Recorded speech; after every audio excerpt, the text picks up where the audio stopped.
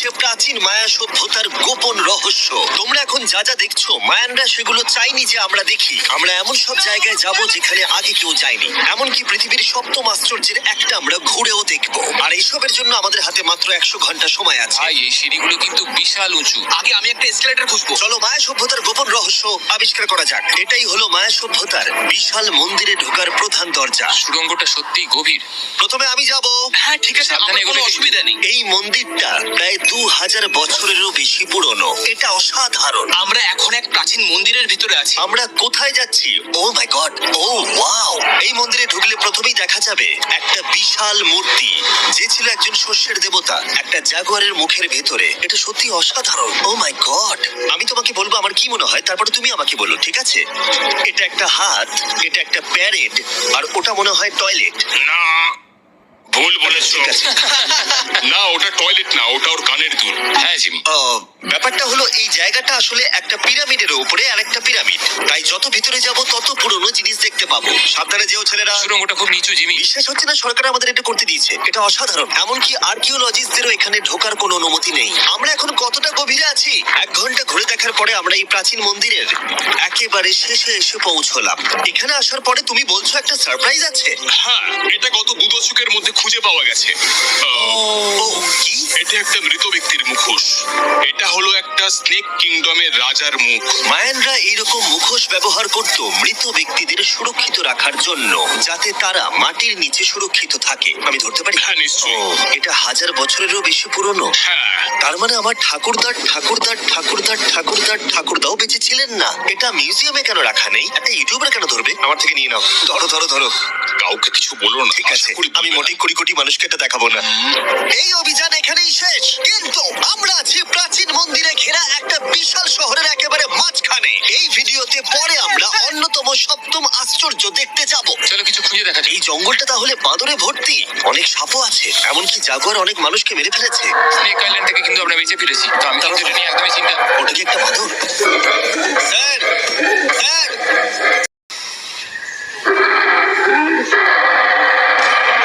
ঠিক আছে ছেলেরা, আজ রাতে এই জায়গাটাতেই আমাদের ক্যাম্প হবে। ওই হ্যামকটাকে দেখো।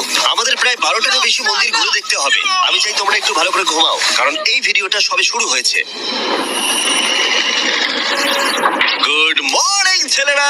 Morning. প্রথমেই আমরা এই বিশাল পরিত্যক্ত শহরের বাকি অংশ ঘুরে দেখব। এখন এই জায়গাটা দেখে কল্পনা করাও কঠিন যে আগে এটা কেমন ছিল। তাই আমি তোমাদের বলবো, প্রায় 1000 বছর আগে এখানে প্রচুর মানুষ বাস করত। তখন জায়গাটা এরকমই ছিল। এক সময় এখানে এরকমই রাস্তা ছিল, প্রায় সব জায়গাতেই মন্দির ছিল। শহরটা ছিল উন্নত, কিন্তু ভেতরে গেলে অসাধারণ শিল্পকর্ম দেখা যাবে। ঠিক এই রকম অনেক বড় জায়গা। এটা অবিশ্বাস্য। এই ভিডিওগুলোর প্রিয় অংশ হচ্ছে যখন আমরা প্রাচীন চিত্রগুলোকে জীবন্ত করে তুলি, আর তাই ওরা কি বোঝাতে চেয়েছে আমরা বুঝতে চেষ্টা করব। কিন্তু দারুণ। এই ছবিতে মায়ানদের 2500 বছর আগের সমাজ চিত্র কেমন ছিল দেখা যাচ্ছে। এটা অসাধারণ। নোলান ভেবেছিল ওটা একটা লামা। এটা নিয়ে আমরা পরে কথা বলবো। নোলান, তুমি ওটাকে লামা দেখো, ভেবেছিলে? আমি ভেবেছিলাম যে এটা চোখ, এটা মুখ, আর ওটা না, মানে আমি তো ভাবতাম তুমি বেশ বুদ্ধিমান। নোলানের সাথে মজা করার পরে নোলান তারিখকে প্রতিদান দিল একটা মাকড়সা দিয়ে। শুধু তারই কি? পালাও। এখানে একটা মাকড়সা। তারিখ মনে হয় পালাবে। আমার বন্ধুরা অদ্ভুত ভাবে মজা করে, কিন্তু মায়ানরা আরো অদ্ভুত ছিল। আমরা দাঁড়িয়ে আছি একটা বল কোর্টে, যেটা 2000 বছর আগে ব্যবহৃত হতো। এখানেই প্রথম দলগত খেলায় বল ব্যবহার করা হতো, আমরা যতদূর জানি এবং পরাজিত দলের অধিনায়কের মাথা কাটা যেত। হ্যাঁ, মায়ানদের ইতিহাস খুবই ভয়ঙ্কর ছিল। ওয়াও, এটা বিশাল। হ্যাঁ, খুবই সুন্দর। এরকম মন্দির এখন কেন বানানো হয় না? প্রায় 2000 বছর আগে রাজা এবং রানী এখানে থাকতো, কিন্তু 2500 বছর আগে এখানটা এরকম দেখতে ছিল। প্রচুর মানুষ এখানে এসে জড়ো হতো, এমনকি ঘন্টার পর ঘন্টা অপেক্ষা করত শুধু একবার রাজাকে দেখবে বলে। ফিরে আসে এবার বর্তমানে। চলো একটু ঘুরে দেখা যাক। ঠিক আছে। 2000 বছর আগে রাজা এখানে এসে দাঁড়াতো এবং তার প্রাসাদ থেকে খেলা দেখতো। এটা দারুণ ছিল। ও মাই গড, এটা অনেকটা গোলকধাঁধার মতো। হ্যাঁ, কারণ যদি রাজাকে রক্ষা করতে হয়। তুমি সবকিছু জটিল না, করে তুললে। তুমি জটিল করে আর্নেস্টো, তুলছো। সত্যি বলতো, কেউ কি এই ইটটা কখনো চেপে দেখেছে যে এখানে কোনো গুপ্তধন পাওয়া যায় কিনা? আমার তো মনে হয় এটা কেউ করেনি। এটা একবার দেখবো? এটা দেখি একবার। তুমি কি বলতে চাও 2600 বছর আগে রাজা কোনো গুপ্ত ঘর রাখেননি? হ্যাঁ, রাখতেও পারে, কিন্তু সেটা লুকোনো আছে। রাজার গুপ্তধন খোঁজার আশা নিয়ে আমরা একটা গুহার ভেতরে ঢুকলাম, যেখানে জঙ্গলের ভিতরে থাকতে পারে অমূল্য সম্পদ। জিমি, বাদুর সম্পর্কে কিছু বলো না ভাই। ও মাই গড, এখানে তো অনেক বাদুড়। আমাদের পেছন দিয়ে ওরা উড়ে চলে গেল।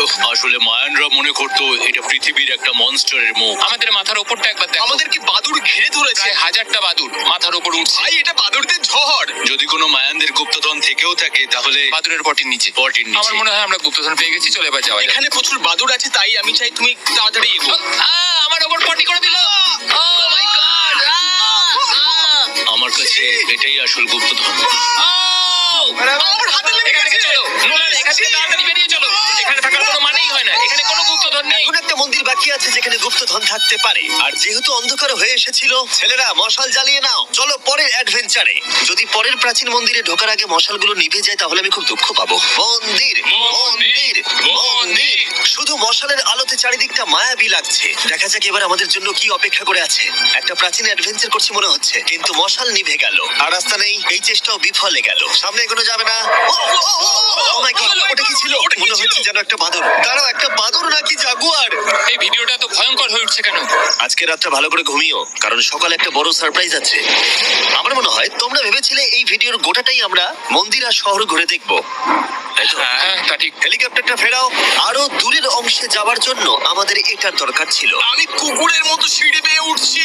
আমরা এসে গেছি প্রায়। হেলিকপ্টার এসে গেছে। ঠিক আছে, চলো যাওয়া যাক। চলো আরো প্রাচীন মন্দির ঘুরে দেখা যাক। আর আমরা যেখানে যাচ্ছি সেখানে মানব জাতির দ্বারা নির্মিত কিছু অদ্ভুত প্রাচীন ধ্বংসাবশেষ রয়েছে। আর এখানে এসে প্রথমেই আমরা এখন এটা দেখব, যেটাকে মায়ানরা বলতো পাতালের প্রবেশদ্বার।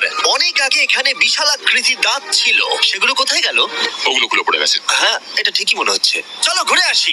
ওয়াও, এটা অসাধারণ। এখানে কিছু জিনিস আছে যেগুলো সত্যি দর্শনীয়, দারুণ। যেমন ধরুন এই মিডল ওয়াও, স্ট্রাকচার। আমার মনে হয় এই বিল্ডিংটা একটা মন্দির ছিল। স্যাক্রিফাইস করার জন্য। হ্যাঁ, তুমি ঠিক বলেছো। ইয়েস, অন্তত একটা ঠিক বললাম। বাহ, খুব ভালো। তোমার টুপিটা পড়ে গেছে। কিন্তু গাইড যা দেখাতে চাইছিল সেটা ছিল আসলে একটা গুহা। মায়ানরা বিশ্বাস করতে এখান থেকেই মানুষের উৎপত্তি। মায়ানরা বিশ্বাস করতেন যে মানুষ গুহা থেকেই এসেছে। গুহার গভীরে থাকা গাছটাকে ওরা বলতো জীবন বৃক্ষ, এবং তারা বিশ্বাস করতো এই গাছ থেকেই মানব জাতির উৎপত্তি, যা এই গুহার গভীরে আছে। এটা খুবই পবিত্র হ্যাঁ। জায়গা যে আমরা এখানে ঢুকতে পারি না, আমাদের আত্মাদের থেকে অনুমতি চাইতে হয়। যদি আমি বাজি ধরতাম তাহলে বলতাম আত্মারা নোলানকে মেনে নেবে না। Oh my God! আর যখন আমরা গুহায় ঢুকলাম, ওয়াও, ঠিক আছে, এটা দেখে পবিত্র মনে হচ্ছে। গাইডের বলা নিয়ম পালন করা হলো। এটা ও কি করছে? ও গুহার মুখটাকে পবিত্র করে দিচ্ছে। আর এগুলো করে আমরা ভগবানের অনুমতি চাইলাম। আমি একটুও চিন্তিত ছিলাম না, কিন্তু ভগবান কি নোলানকে এই পবিত্র জায়গার ভেতরে ঢোকার অনুমতি দেবে? আশা করি আমাকে দেবে।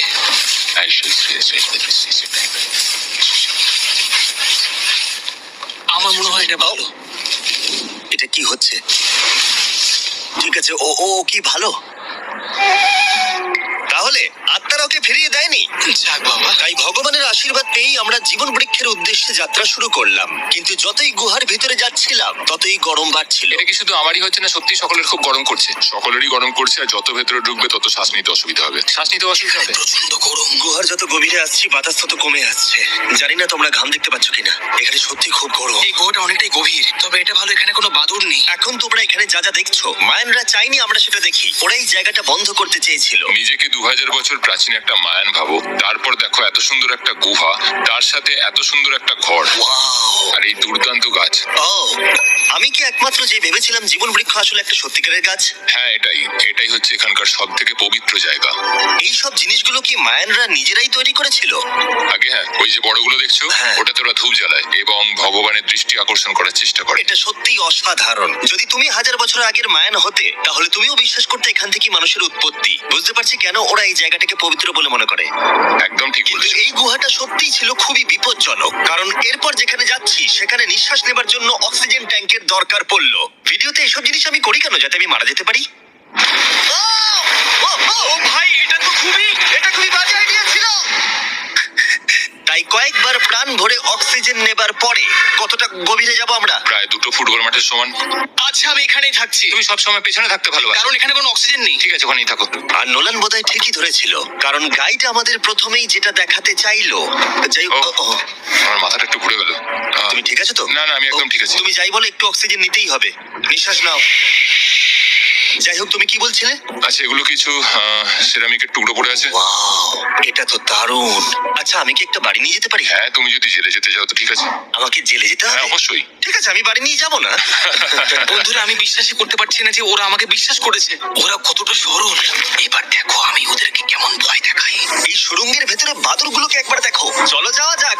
দাঁড়াও, আমি আসলে অদ্ভুতভাবে বলতে গেলে আমি জানি না বাদুর কি মানুষকে কামড়ায়। আমি একটা লুকোনোর জায়গা পেয়েছি। এখানে একটা বাদুর আছে। জিমি, একটু অক্সিজেনটা নাও, আমরা কিন্তু আরো গভীরে যাচ্ছি। হ্যাঁ, এখানে দাও। হাওয়া একদম নেই বললেই চলে। কিন্তু সুড়ঙ্গের শেষের দিকে এসে আমরা এই গোপন সুড়ঙ্গের মালিকের মুখোমুখি হলাম। ওখানে রয়েছে আছে। স্ট্যালাকটাইটস। ও দাঁড়াও, জিমি, তোমার পিছনে বিশাল বড় একটা মাকড়সা। ও মাই গড! মায়ানরা এখানে পোকামাকড় রেখে দিয়েছে কেন? তোমরা কি বলো পৃথিবীর সব থেকে বড় মাকড়সা মায়ানদের এই পবিত্র জায়গার গোপন সুড়ঙ্গের শেষে কি করছে? ওই নিশ্চয়ই এখানকার পাহাড়া। তুমি কি বলছো? আমারও তাই মনে হয়। তাই আমরা ওর সাথে লড়াই করার বদলে আমরা গোপন সুড়ঙ্গের গোপনীয়তা বজায় রাখলাম। ও মাই গড, এটা সত্যি ভয়ানক। আমি আরেকটু হলেই সিলিন্ডারটা তোমার মুখে ছুঁড়ে মারছিলাম। এবং আমরা প্রাণ হাতে করে বেরিয়ে আসার পর আমরা ক্লান্ত হয়ে পড়েছিলাম, তাই সরাসরি আমরা নতুন ক্যাম্পের দিকে গেলাম। কারণ শুধুমাত্র সপ্তম আশ্চর্যের জন্য এনার্জি বাঁচিয়ে রাখতে হবে তা নয়, চতুর্থ দিনে মায়ানদের মজা করার রহস্য জানার চেষ্টা করলাম, যার শুরু হলো ইতিহাসের প্রথম দলগত খেলায় বল ব্যবহার করা হতো। প্রায় 3000 বছর আগে মায়ানরা পিটস নামক একটা খেলার আবিষ্কার করেছিল, যেখানে একটা ছোট্ট রিং এর মধ্যে বলটাকে ঢোকাতে হবে, বাস্কেটবলের মতো, যেখানে হাতের ব্যবহার করা যাবে না, ফুটবলের মতো। কিন্তু দ্বিতীয় দিনে আমরা যা বলেছিলাম সেটাকেও মনে রাখতে হবে। পরাজিত দলের অধিনায়কের মাথা কাটা যেত। মাথা?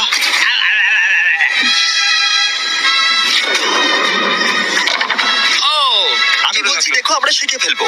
আমরা খেলার নিয়ম একটু করে বোঝার চেষ্টা করছিলাম, কিন্তু আমরা কিছুতেই স্কোর করতে পারছিলাম না। তাই আমরা সাহায্যের জন্য ক্যামেরাম্যানদের ডেকে নিলাম, কিন্তু তাতেও আমরা বারবার ব্যর্থই হলাম।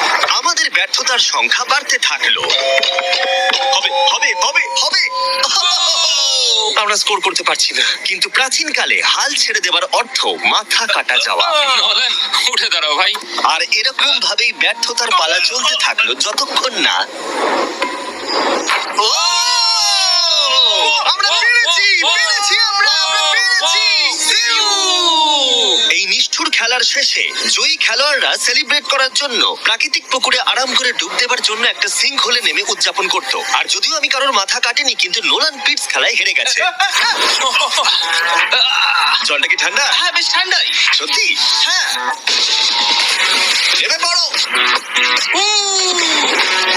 আমার খুব ভালো লাগছে। তোমার মুখ থেকে মনে হচ্ছে না যে ভালো লাগছে। জলটা সত্যি ঠান্ডা।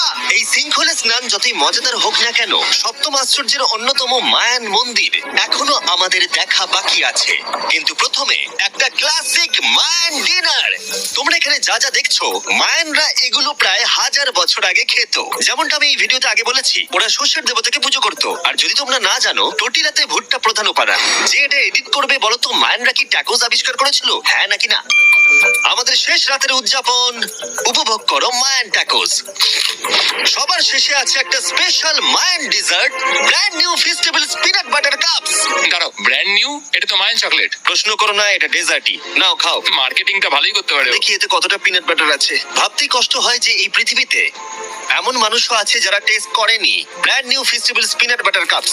তাই তোমরা যদি একটা দুর্দান্ত স্বাদের স্ন্যাক্স খেতে চাও, তাহলে অবশ্যই ফেস্টিভ্যালস খাও। এটা ভালো খেতে। এটাই একমাত্র মায়ানদের অ্যাপ্রুভ করা খাবার। ঘুমোতে যাওয়ার আগে আমি তোমাদের বলতে চাই, আমি দিতে চলেছি $5 লাখ। 10 জন র্যান্ডম মানুষকে যারা এই চ্যানেলটাকে সাবস্ক্রাইব করবে। আর কি করছি না, আমার জন্মদিন আসছে, তাই সেই উপলক্ষে 10 জন মানুষ যারা চ্যানেলটাকে সাবস্ক্রাইব করবে তারা পাবে $50,000 করে প্রত্যেকে। জ্যাক লিংকসকে ধন্যবাদ, বেস্ট বিফ জার্কি, যারা আমাকে এই জন্মদিনের দারুণ উপহারটা দিয়েছে। চলো দেখা হবে সপ্তম আশ্চর্যের সামনে। অবশেষে এই যাত্রার শেষ মুহূর্তে এসে পৌঁছলাম, যার জন্য আমরা সবাই অপেক্ষা করছিলাম। বিশ্বের সপ্তম আশ্চর্যের অন্যতম কুকুলকানের মন্দির। ওয়াও, এটা কিন্তু দারুণ। বিশ্বাসই হচ্ছে না আমরা এখানে আছি। কুকুলকান হলো সপ্তম আশ্চর্যের অন্যতম। তার বিশাল আকারের জন্য বিখ্যাত এবং অবশ্যই এর শব্দের জন্য। মায়ানরা এমন ভাবেই এই মন্দির বানিয়েছিল যে সামনে হাততালি দিলে একটা লেজারের মতো শব্দ আবার ফিরে আসে। যাই হোক, আমরা এখানে কেন এসেছি? এই পিরামিডের চূড়ায় আছে একটা পবিত্র মন্দির, এতটাই পবিত্র যে স্থানীয়দের এখানে ওঠার অনুমতি নেই। এখন প্রশ্ন হলো, এখানে কোন গোপন রহস্য লুকিয়ে আছে? এখানকার সংস্কার এবং মানুষদের বিশ্বাসের প্রতি সম্মান রেখে আমরা এই মন্দিরের ভেতরে পা রাখবো না, তার বদলে আমরা এই ড্রোনটা উপরে পাঠাবো ওখানে কোন গোপন রহস্য আছে সেটা দেখতে। অসুবিধা নেই তো? না, অসুবিধা নেই। চলো দেখা যাক। ও মাই গড, রাজকীয় সুন্দর। ওখানে কি আছে জানার জন্য তর সইছে না। দাঁড়াও, আর্থার, জায়গাটা তো খালি। আসলে প্রায় 500 বছর আগে স্প্যানিশরা এখানে এসেছিল আর অনেক কিছু জিনিস ভেতর থেকে নিয়ে গেছিল। কিন্তু সবকিছু চুরি হবার আগে ঐতিহাসিকরা মনে করত সপ্তম আশ্চর্যের অন্যতম এই জায়গাটাকে দেখতে ঠিক এরকম ছিল। আর সত্যি বলতে জায়গাটা অসাধারণ। আর যদিও আমরা কোনো সোনা খুঁজে পাইনি, আমি কৃতজ্ঞ যে এই প্রাচীন সৌধগুলোকে দেখতে পাচ্ছি আর তোমাদেরকেও দেখাতে পারছি। তোমাদের সবাইকে ভালোবাসি। মেক্সিকো, এটা দারুণ ছিল। পরে দেখা হচ্ছে।